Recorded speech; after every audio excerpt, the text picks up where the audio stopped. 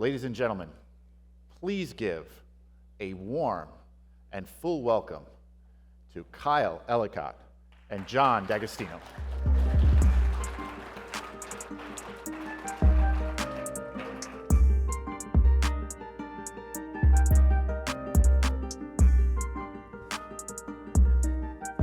Sit right here.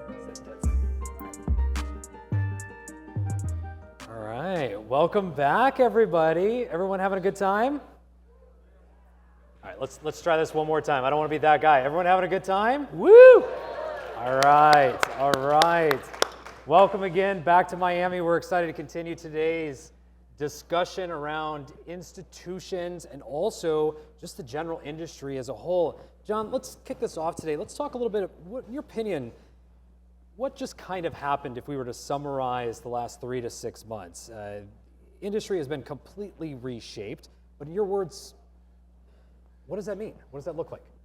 Reshaped in the sense that it was a shape, and then we stepped on that shape and turned it into a smudge. Okay, so first and foremost, since I am representing a public company, I think there's press in the room.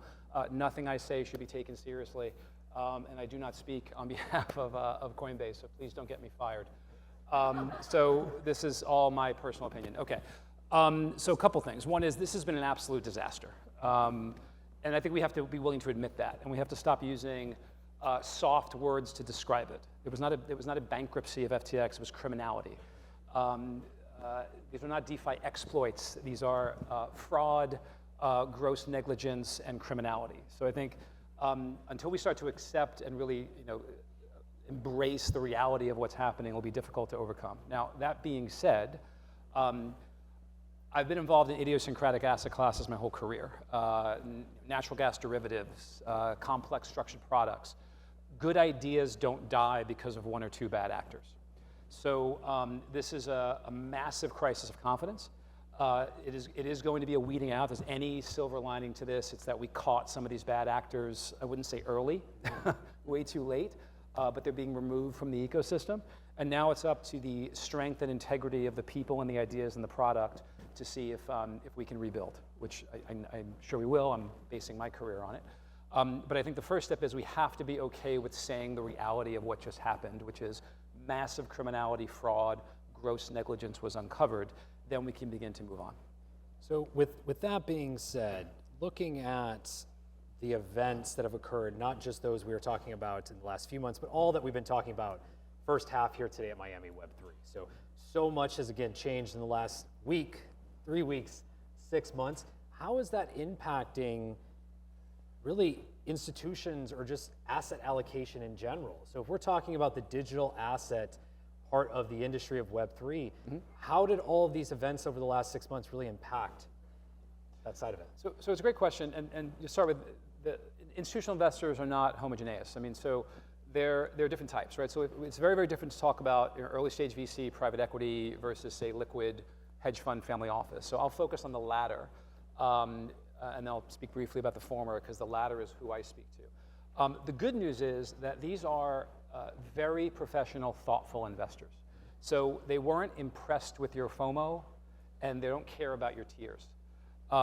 They are approaching this asset class the way they approached every asset class, which is thoughtfully, slowly, doing their diligence.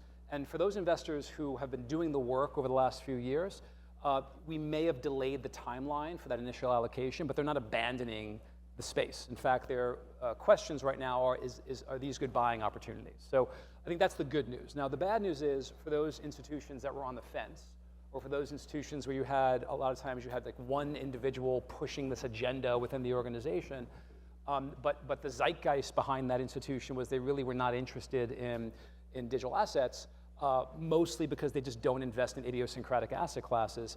Those institutions are probably off the table forever, or at least for the foreseeable future. Wow. But the body of institutions that were taking this asset class seriously and doing the research, maybe now it's a delay. They'll watch the space for another 6 to 12 months, but they're not abandoning that institutional effort. We're still seeing more hedge funds sign up for this asset class. We're still seeing more, I'd say, family offices, what I call non-fiduciary asset owners. So these are asset owners that don't themselves have fiduciaries, like pensions and whatnot.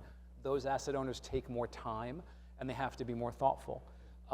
part of the problem is the way I think the institution's been selling into those asset classes. You don't walk into a pension fund and say, oh, well, here's an idiosyncratic asset class that can go up 10,000%, so you need to put 1% of your allocation into it. That's nonsense. That's not, they don't buy lottery tickets. That's not how thoughtful investors allocate.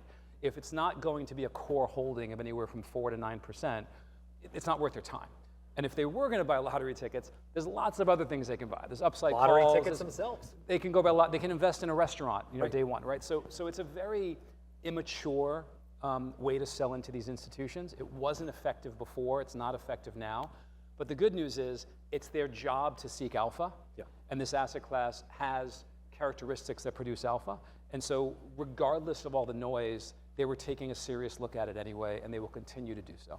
So in terms of asset allocation, as things have changed, we look at today, 6 months ago, and 6 months forward, how or what worked in the past, does it still work today? Does it still work in the future? If I'm looking as an institution to start making my way either into the digital asset space or expand, therefore, what worked 6 months ago? What worked today? Will it still work in 6 months? So I'd like to say that nothing's changed because you wouldn't expect asset allocation models and strategies to deviate that dramatically in 6 months. But I do think a couple of things now are probably, if they weren't obvious before, they're obvious now. No asset class has a zero correlation. Like everything, if you're risk on or risk off, everything has some degree of correlation. That's because the majority, once an asset class achieves some level of institutionalization, its trading flows are dominated by a small percentage of usually algorithmic market makers that if you get to know the Chicago Mafia, if you get to know Jump, Get, Go, Night, Virtu, et cetera, the same engineers jump from company to company, and so the algos are written by the same people. And so you tend to have, this is why we have large flash crashes in public markets. There's a lot of commonality around their trading strategies. That's good news for liquidity in an asset class, a nascent asset class. It's bad news if your key selling point is we're non-correlated. When the stuff hits the fan, everything develops some degree of correlation. So I never liked that sales pitch, even in the earlier days when it was less institutional and it did show some non-correlative components. But especially now, I think we've proven, okay, in a risk-off environment, that's not a compelling sales pitch. So I would say any investor, quite frankly, if they were thinking this way, they were probably somewhat immature. But if they were thinking, this is how it fits into my portfolio, because it's this magic asset class that somehow is miraculously never correlated to debt or equity, I think they've realized that that's probably not the case, especially in risk-off environments. So now they're stepping back and thinking, again, depending on the risk profile, am I looking at this because there's interesting arbitrage opportunities or it provides some degree of negative or inverse correlation? Because it doesn't have to be negatively or neutrally correlated. If the correlation is just somewhat deviant from the mean and predictable, that's valuable in a portfolio. So again, I don't think things have changed for sophisticated investors, but I think that's probably the one big aha realization is, okay, this is not this magic bean that's going to protect me in all environments, because nothing is that.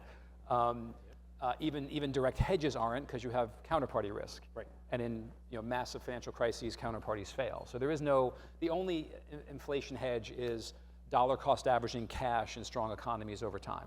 There's no magic solution for that problem. So let's talk a little bit more about risk. We've got a few conversations that are come after us today about the industry around decentralized finance, or DeFi. I believe the last stat I had was either September or October. We saw $3.6 billion thus far as DeFi exploits or attacks within the industry. Stolen money. Stolen money. Right. Yes. You got me to say it. By so there you go. By bad people. Yes, so money that was withdrawn from the industry, no longer available.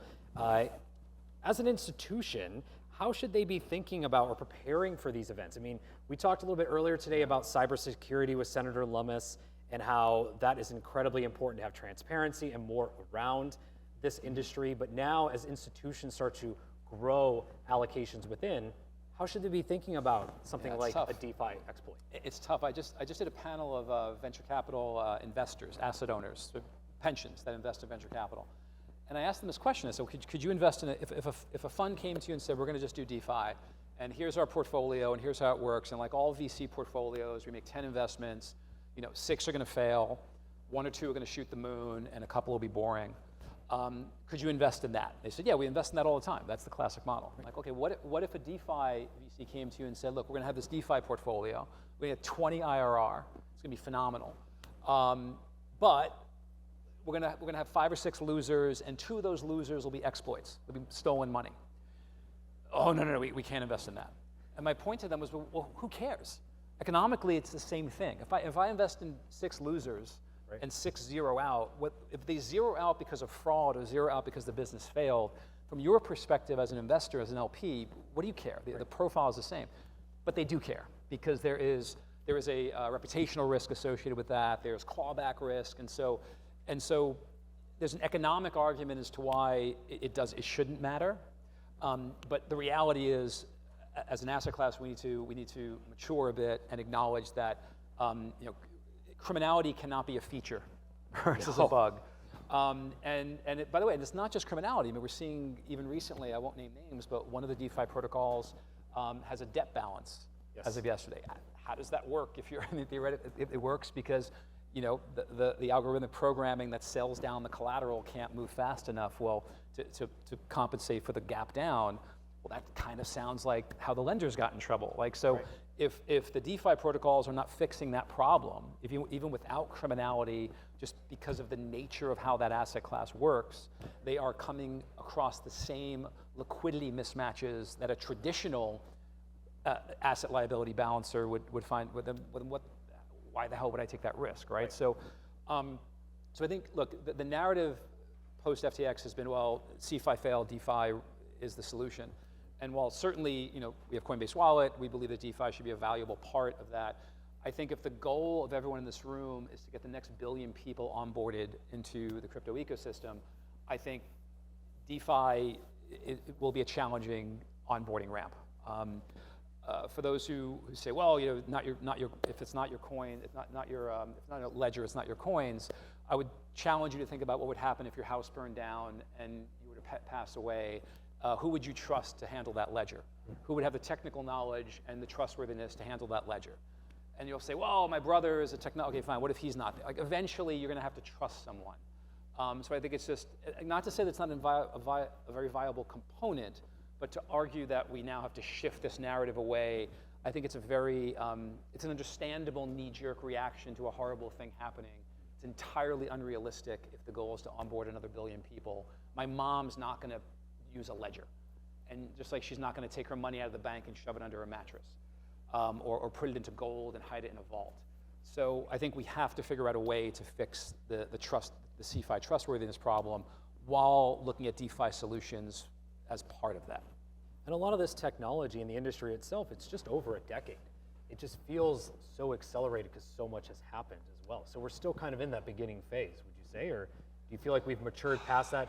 And that's not even an excuse anymore, that we should have these things in place. Yeah, I think it's tough. I hate placing it, like they use the baseball analogy, like it's first inning? Because it's very salesy, right? So if you're trying to sell the future, you say you're first inning. But like technology, 10-year-old technology, I think once you're managing retail money, you can't say you're in the first inning anymore. Like two things can be true at the same time. We can be innovative and fun and interesting and wear t-shirts to conferences, and we can be mature enough to understand the enormous financial responsibility of managing pensioners' assets or individual retail assets. Immaturity and entrepreneurship they're mutually exclusive.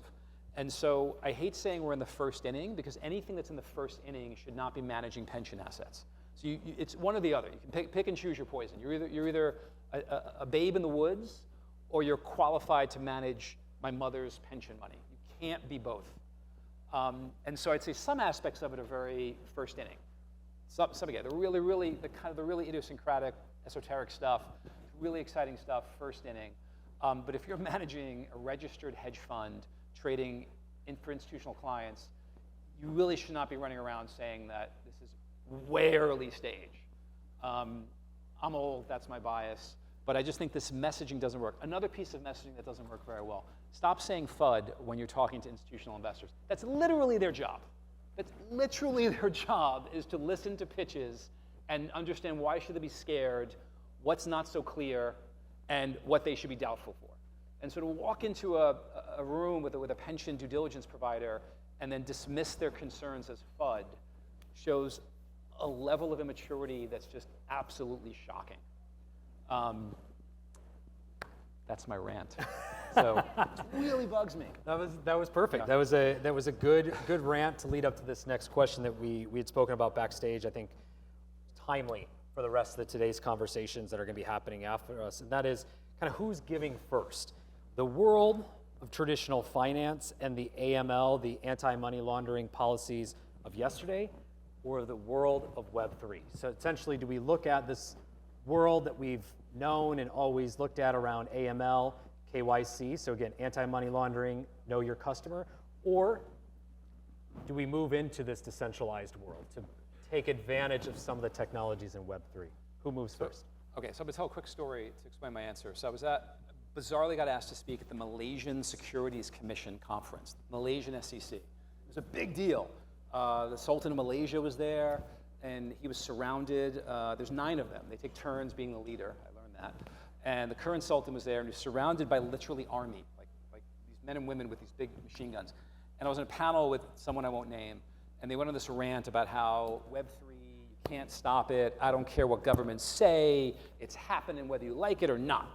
And then the moderator turned to me, and I remember saying, like, I think I see 9 guys with guns who I'm pretty sure can stop whatever you think is unstoppable. So my short answer is that regulation and government will be the overriding factor. Now, that doesn't mean that technology can't be so powerful that it greatly influences, right? The classic Uber, Airbnb argument. They were technically illegal in every municipality in which they operated, but they were so incredibly powerful and compelling that the populism ran around it, and then ultimately voting matters. And so, but you have to be that popular. You have to create a utility and a function that is so incredibly compelling that people are willing to call up their local councilman or vote with their feet.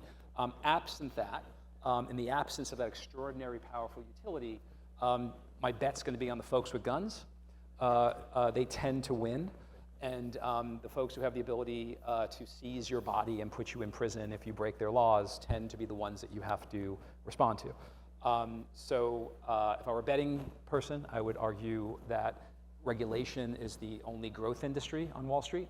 And that's probably where we should be dedicating our time to at least meet them halfway. And then also on the opposite side, create technologies and processes and functions that are so popular that our customers push for that regulatory change and progressive nature. Well, and we've got people in office again. We sat with Senator Lummis today. She talked to us a lot about that process and welcoming both sides of the table, trying to push that forward as well. And we've got some conversations coming up after us that are going to talk more about compliance and policy and tax. Look, these are good people. Like I get slammed for. I'm not. The SEC. If you get to know them, they're not Luddites. The digital asset guru at the SEC went to the University of Pennsylvania engineering degree. She's not a dummy. Like, let's stop speaking down to them. They're not. Forget about the people on the headlines. The bowels of these institutions are really smart people who care about their jobs, who want to protect, but also want to promote innovation. So I think we've developed this adversarial relationship with regulators, particularly the people who, the staff at these regulatory agencies. I know them very well. I used to present to them on a fairly frequent basis as a fiduciary. In my experience, they're not the father from Nobody Keeps Baby in the Corner. Like they're not the old father who doesn't want the kids to have fun. Right. We can develop positive working relationships with these institutions if we kind of understand where they're coming from, what their perspective is. Wonder how many people in the audience got that reference, by the way. They're going to look it up. They're going to look it up. Yeah, they're going to look it up. Well, that said, John, one last question for you. We're here. We're just 4 weeks until the end of the year. 2023 begins. We've got 12 months ahead of us. Yeah. What do you see if we're looking 12 months and 4 weeks ahead that's going to happen in the industry? Any core themes that people need to be paying attention to outside of regulation? I mean, next 3 to 4 months, we all have to be like looking at our phones like this, right? It's like, what is the next horrible thing to drop? It's not ending. It's not done yet. So once we think that's done, then we have a period, I think, on the accelerated side, 6 to 9 months. That's assuming we don't have a severe depression in the U.S., severe recession in the U.S. I'd say close to 12 to 18 months before we start thinking through this cycle. I'm not talking about a bottoming of prices. I'm talking about a bottoming of sentiment. So next 3 to 4 months, honestly, it's just gird your loins because there's going to be more bad news, and hopefully it won't be so cataclysmic that it kind of eclipses what we already have, and we can start to begin to understand who the bad actors are and have some confidence that the majority of the large ones have been removed from the ecosystem. Last thing I'll say is everybody always wants to say who's to blame, whose fault it was that these things happened. It's everybody's fault. It's your fault, it's my fault, it's all of us. We went to the conferences, we wrote fawning articles about them, we kept our mouths shut because we were scared. Stop pointing fingers. It's the entire ecosystem's responsibility. As my mom says, a man is judged by the shoes he wears and the company he keeps. We allowed bad company to be around us, and we have to do a better job of being vocal about when we have bad company in our presence and pushing them out of the environment. All right, well, let's look towards 23 and begin rebuilding. John, thank you very much. Thank you. Thank you, everybody.